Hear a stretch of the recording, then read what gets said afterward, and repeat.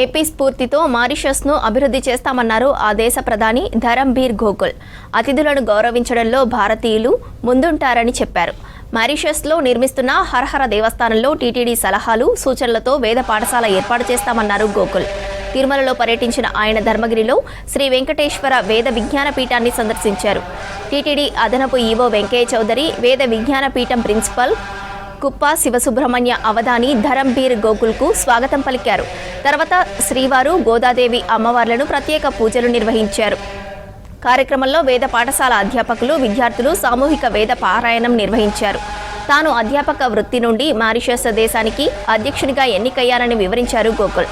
సమాజంలో గురువులకు ఎనలేని గౌరవం ఉందని, ఆధునిక సమాజ అభివృద్ధికి ఉపాధ్యాయులు తోడ్పడతారని చెప్పారు.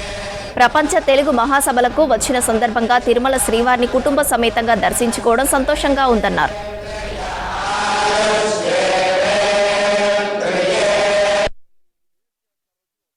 I have come for the World Telugu Conference, a cultural literary event, and this event gave me the opportunity to visit many of your temples, and today I had the opportunity of going for prayers at Tirupati Lord Venkateshwara temple.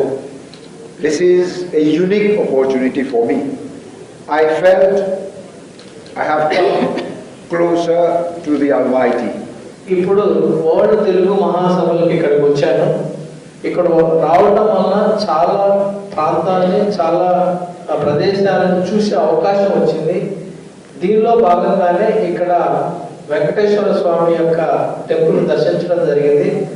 Almighty అంటే దేవుడికి చాలా దగ్గరగా వచ్చాను అనే ఒక feeling కూడా నాకు కలిగిందని ఆనరబుల్ ప్రెసిడెంట్ గారు, హిజ్ ఎక్సలెన్సీ తన ఫీలింగ్స్ షేర్ చేసుకున్నారు. Andhra Pradesh has a great spiritual message, not only to India, but to the whole world, to the humanity. India has always believed